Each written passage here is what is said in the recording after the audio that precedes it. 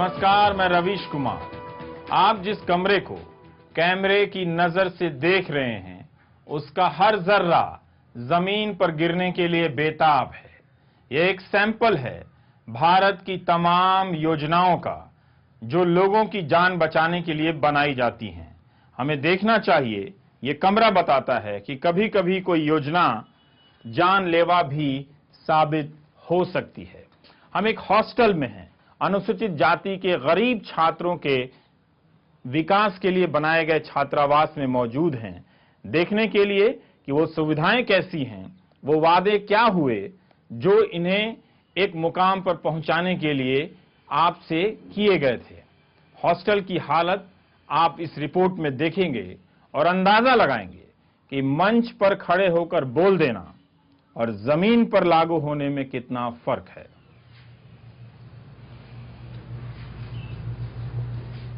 बीस साल में अंबेडकर राजकीय छात्रावास की इमारत की ये गत हो गई है। अलीगढ़ की बाबरी मंडी में मौजूद इस छात्रावास के कमरों की कमर टूट गई है। काफी देखिए, ये जो है ये सब टूटा पड़ा, जो दीवारों की सीलन थामने के लिए अंबेडकर और अखबार चिपका दिए। मतलब आप सीलन को हम अंबेडकर जी की तस्वीर से आप रोक रखे हैं। हर दलित लड़के के कमरे में अंबेडकर तो मिले, मगर उनका बनाया संविधान यहाँ लागू नहीं दिखा। वायरिंग बिल्कुल बेकार है। वायरिंग खराब है। हाँ, ऐसे ये सब इधर उधर से बना रखा है। ये तो लगता है गिर जाएगा यहाँ से।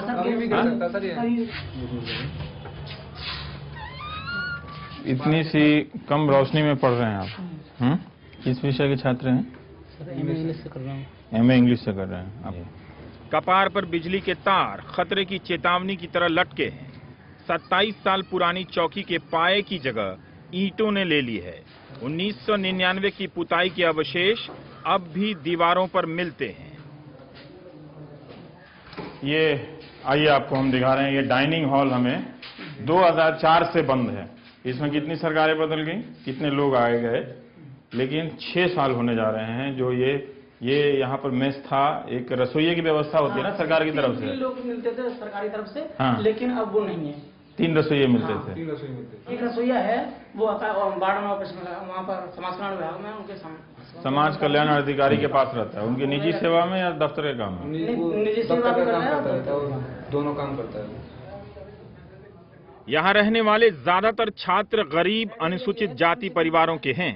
कोई दलित अफसर का बेटा यहाँ नहीं पढ़ता। हॉस्टल के अध्यक्ष अजय कुमार ने बताया कि जिलाधिकारी से लेकर मुख्यमंत्री और राज्यपाल तक सबको फैक्स किया गया है। अधिकारी दौरे पर भी आए, मगर हालात नहीं बदले। 2009 को आपने माननीय मुख्यमंत्री को चिट्ठी लिखी है कि डॉक्टर भीमराव अंबेडकर राजकीय छात्रावास की समस्याओं के समाधान हेतु 100 छात्र अध्ययन कर रहे हैं। 27 वर्ष के पश्चात छात्रावास की इमारत पूरी तरह जर्जर हो चुकी है। 1 साल बाद भी कुछ हुआ नहीं है ना? 1 साल क्या सर, हम जिस दिन से मैच बंद हुआ है, हम उसी दिन के 2-4 दिन बाद अपने प्रयास में लगे रहे हैं। 2004 से? जी सर। आप कब से रह रहे हैं इस हॉस्टल में? मैं सर 2004 से रह रहा हूँ। 16 कमरे हैं इस छात्रावास में और 50 से भी अधिक लड़के। जरूरतमंदों की संख्या बढ़ी तो यहाँ बाथरूम तोड़कर कमरा बना दिया गया, खुद से चंदा करके। सरकार की योजनाओं के तहत जो दी गई हैं सुविधाएं, वो कितनी खैरात की लगती हैं, और इन सुविधाओं का गुणगान नेता अपने मंचों पे जाकर कितने जोश खरोश के साथ करते हैं, जैसे उन्होंने कोई उपकार कर दिया हो। अभी भी हिंदुस्तान ऐसा ही है। हालांकि आपकी या मेरी ऐसी हकीकत बदल गई है, जिससे हम कभी कभी ऐसे कमरों को देखकर हैरान होते रहते हैं कि लड़कों के पास अपनी कोई अलमारी नहीं है, ये कमरा है, जा नहीं सकते कहीं, इनको रहना ही पड़ेगा यहाँ, क्योंकि ये सब अति साधारण परिवार के अनुसूचित जाति के बच्चे हैं, जिनके कल्याण के लिए पूरा एक सामाजिक कल्याण मंत्रालय काम करता है, विभिन्न सामाजिक समूहों के विकास के लिए। राज्यों में समाज कल्याण अफसर होते हैं, मंत्री होता है, और केंद्र में भी मंत्री होते हैं, पूरा महकमा चलता है। और उसकी पूरी कवायद की रिजल्ट देखिए, ये कमरा पिछले 27 सालों में है। कोना जो है बिल्डिंग का।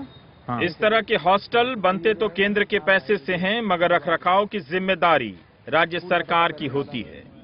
2 सरकारों के सपनों के ये छात्रावास चलते कैसे हैं, यही देखने अलीगढ़ के चंदनिया इलाके आ गया। यहाँ लड़कियों के लिए रमाबाई छात्रावास बना था, मगर इलाके की शोहरत के कारण लड़कियां नहीं आईं। थक हार कर लड़कों ने प्रशासन से अपने लिए मांग लिया।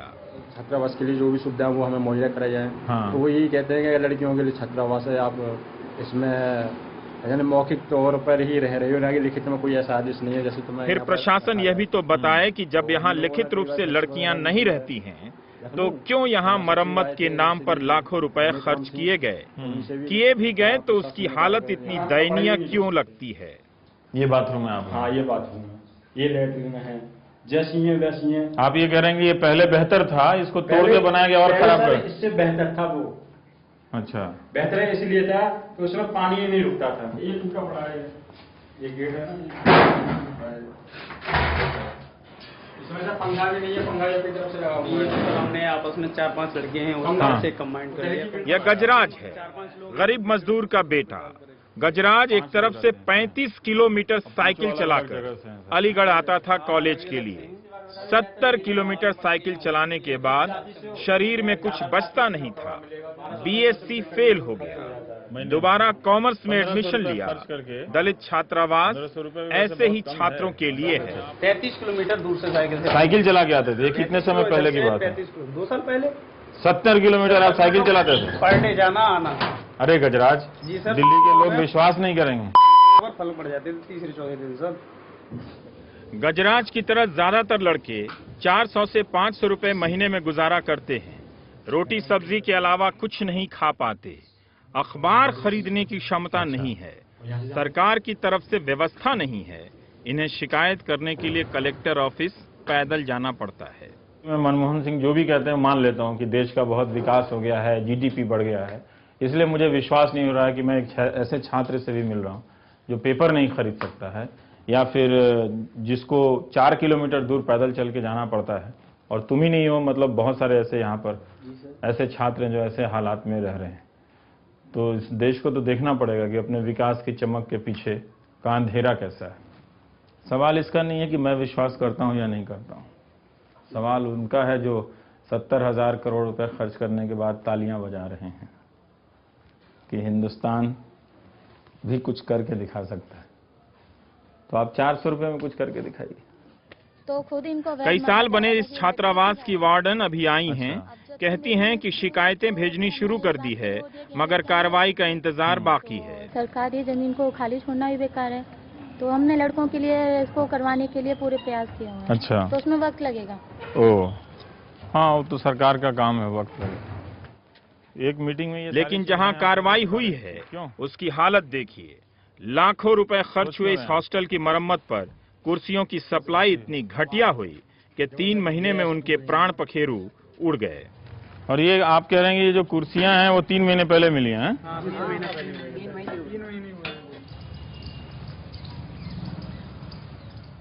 आगरा के खंडहर हो चुके इस छात्रावास में हम इसलिए आए हैं ताकि आपको पता चले कि घास के बढ़ने की रफ्तार और योजनाओं के लागू होने की रफ्तार दोनों में कितना अंतर है। ये तो यहाँ पे यार सांप बिच्छू होंगे यहाँ।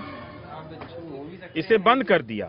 नया छात्रावास बनाने का नक्शा 2007 में ही लखनऊ चला गया, आज तक नहीं लौटा। रूम का मानचित्र और स्टेटमेंट गया हुआ है, वो अभी उसका कुछ उत्तर नहीं आया। कोई उत्तर नहीं आया। और वो 100 सीटेड जो छात्रावास की बात कर इसी जगह पे बनाने का, आधुनिक सुविधाजनक। अच्छा, तो वो आप कब गया हुआ है? ये हो गए 2007 में गया है। 2007 में ही सारा मैप डिजाइन जा चुका है। और उसका बजट क्या था? बजट 34 लाख रुपए। 34 लाख रुपए। तो ना पैसा आया ना कोई जवाब नहीं आया उसका। नहीं, कोई। आगरा शहर में नेता मंत्री की कमी नहीं। यहाँ बीजेपी के एक सांसद, बीएसपी के एक सांसद, बीएसपी के 7 विधायक, 4 एमएलसी, 2 कैबिनेट मंत्री और 1 राज्य मंत्री का निवास है। यहाँ हम विधायक के पास जाते हैं तो चौधरी महेंद्र सिंह, मैं तो क्लियर कहता हूँ, वो भी हमारे ऐसी समाज से बिलोंग करते हैं। उन्होंने क्लियर मना कर दिया, जैसे मेरे पास इसके लिए पैसा है, तुम 3 लाख या 4 लाख रुपए उसमें लगा दिया। जहाँ तुम्हारे समाज के लोग पढ़ रहे हैं उनके लिए वे कुछ भी नहीं कर सकते। बस एक हेडपम्प लगवा दिया उन्होंने, एक वो हेडपम्प लगवा दिया। ये है अप्रोच, आने जाने का रास्ता है। गड्ढे हैं, अच्छा रास्ता भी नहीं है, खेत है। पता नहीं कहाँ बना दिया।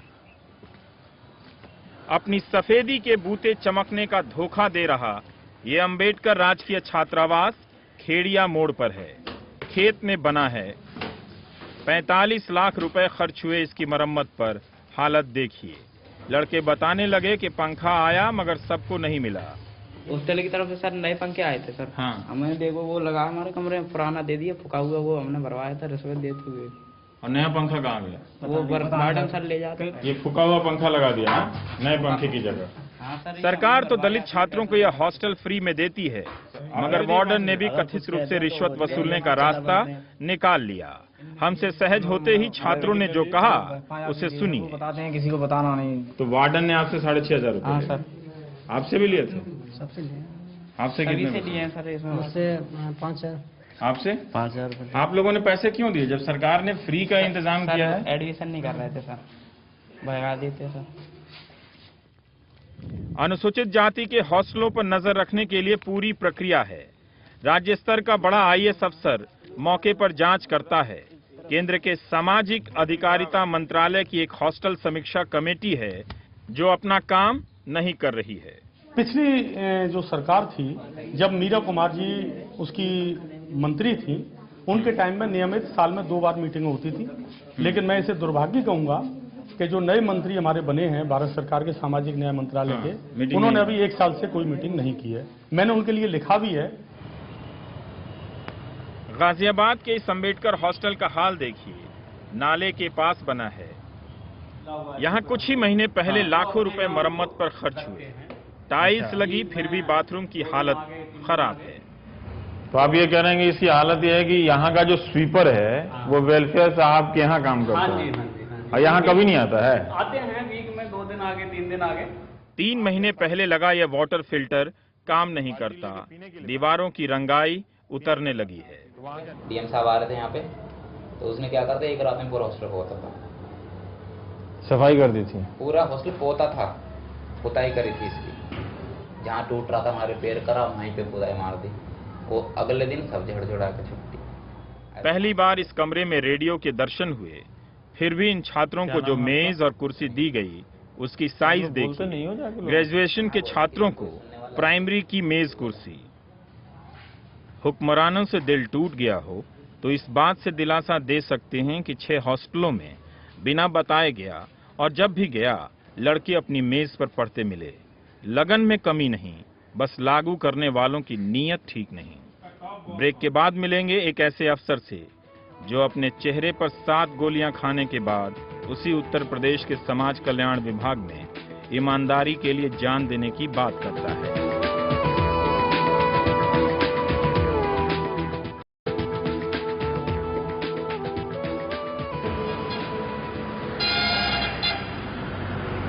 उत्तर प्रदेश के किसी भी जिले में जाइए, उपलब्धियों से ठूंसे पड़े इस तरह के बोर्ड मिल जाएंगे। इसी से पता चला कि यूपी की सरकार 1.5 करोड़ छात्रों को वजीफा देती है। छात्रवृत्ति देने की पूरी व्यवस्था का ऐलान है यहाँ, लेकिन हकीकत कुछ और। आपको स्कॉलरशिप के लिए फॉर्म भरना है और आप लोग बता रहे हैं कि कॉलेज की पहचान पत्र, पासबुक, जाति प्रमाण पत्र, इंटरमीडिएट, 8 तरह का सर्टिफिकेट अगर आप देंगे तो आपको 190 रुपया महीने का स्कॉलरशिप मिलेगा। तो आपको महीने का कितना स्कॉलरशिप देती है भारत सरकार? कुछ नहीं सर, 1 साल में ज्यादा खिंचके जैसे आ गया। यहाँ से आपका 1 साल में ग्रेजुएशन में करीब आधा 740 रुपये आया है 1 साल का केवल। 740 रुपये? 740 रुपये सन 2008 में आया है पहली वर्ष में। अच्छा। उसके बाद देखा कि 925 रुपये की केवल ये 2 किस्त आई हुई है हमारी। बाकी पैसे का क्या है? बाकी पैसे आता ही नहीं है। बताइए, ये हाल है स्कूलों का। आगरा के राजकीय इंटर कॉलेज के छात्रों ने बताया कि केंद्र के मानव संसाधन मंत्रालय से प्रतिभाशाली अनुसूचित जाति के छात्रों को दी जाने वाली स्कॉलरशिप 2009 और 10 की तो मिल गई है, लेकिन 2007 से 2009 तक की नहीं मिली है। 15,000 रुपए होती है, वहाँ से आती है, सरकार के द्वारा भेजी जाती है, जिसमें 7,000 रुपए जो टीचर्स हमें पढ़ाते हैं एक्स्ट्रा, हाँ, उनको दिया जाता है। और 8,000 रुपए हमारे लिए निर्धारित की गई है बच्चों के लिए, हाँ, जिसमें से 5,000 रुपए सर यहाँ हॉस्टल में रहने और खाने के कट जाते हैं। तो वो पैसा मिला आपको? जी नहीं सर, वो नहीं, पैसा नहीं मिला है हमें। और 3,000 रुपए में सर हमारे किताब कॉपी जो भी हैं और एक ये मिला जाता है, यानी 3,000 रुपए हमें दिए जाते हैं जो 15,000 मिलना था वो मिला नहीं और आप कॉलेज से पास आउट कर गए अब यहाँ? बीटेक में मेरा नंबर आया था, पैसा नहीं होने के कारण बीटेक में एडमिशन नहीं ले पाया, इसलिए बीएससी में लेना पड़ा। अंबेडकर हॉस्टल के ज्यादातर छात्र जाटव हैं। गनीमत है कि वे व्यवस्था से नाराज तो हैं, मगर मायावती से नहीं। जैसे मालिक तो महान है और चमचों से परेशान है। वो तो देने वाले देते हैं, वहाँ से जो बीच वाले लोग हैं वो खा जाते हैं। तो आपको नाराजगी नहीं होती है अपने सरकार से कि वो होने के बाद भी, मतलब इतनी सख्ती होने के बाद भी? सरकार से जब तक हमारी बात नहीं पहुंचेगी, बात सरकार तक कैसे मान लें कि हमारा नाराज हैं? बहुत निराश हो गए हो मेरी रिपोर्ट से तो अलीगढ़ के इस कोचिंग संस्थान आ जाइए। यूपी सरकार ने दलित छात्रों के लिए आईएएस और आईपीएस परीक्षा के लिए सरकारी कोचिंग सेंटर बनाए हैं। ओह, तो ये हिस्ट्री रट रहे हैं, पांड्यवंश, मदुरै, चोल। यहाँ यह लड़का हॉल के बोर्ड पर अकेला इतिहास को रटने की विधा में पारंगत हो रहा है। यही एक संस्थान है जो पूरी तरह ठीक लगा। बिल्डिंग ठीक मिला है, बाथरूम ठीक है, हाँ ये सारी सुविधाएं ठीक हैं एकदम। थोड़ा सा प्रॉब्लम हम लोगों को सिर्फ यही हो जाता है कि जो हमें फैकल्टी है उसमें थोड़ी डिले रहा है। यहाँ तो बड़ी चकाचक सुविधा है। ईमानदारी के स्लोगन और अंबेडकर भगत सिंह की तस्वीरें। अपने आदर्शों की दीवारों से घिरे दलित अफसर रिंकू सिंह राही ने एक कोशिश की थी। मुजफ्फरनगर में समाज कल्याण अधिकारी रहते अंबेडकर हॉस्टल सहित कई मामलों में करोड़ों के घोटाले को उजागर कर दिया। 7 गोलियों से भून दिए गए, एक आंख, एक जबड़ा शहीद। बच गए, फिर से ईमानदार बने रहने के लिए उनका दावा है कि इस संस्थान में कमी हो सकती है, करप्शन नहीं। मैंने थोड़ा पैसा कमा पाता है, ये काफी जीवन प्रॉब्लम होती है। जब कुछ इतना पैसा नहीं मिल पाता हमें, ये काफी दिक्कत आती है। फिलहाल जब मुझे खाना जाते हैं, मैं कोई चीज़ को फीस करता है वहाँ क्या था, मेरे ऐसे में काफ़ी सारी चीज़ें हैं। काफ़ी वहाँ कम से कम 22 लाख का प्रोजेक्ट था जो कि पेंडिंग था 2-3 साल से। रिंकू सिंह राही इस सरकारी संस्थान को बेहतर बनाना चाहते हैं। उनकी कोशिश दिल्ली अलीगढ़ जीटी रोड पर चलने वाली कारों की तरह है, जो गड्ढों के बीच बची खुची सड़क पर चलने के लिए लचकती रहती है। मैंने कोई खोजी पत्रकारिता नहीं की है। सारे अफसरों, दलित चिंतकों और नेताओं को अंबेडकर हॉस्टल की हकीकत सालों से मालूम है। मैंने बस उनकी चुप्पी का खुलासा कर दिया है। शेर शाह की बनाई जीटी रोड भी एक्सपोज हो गई है।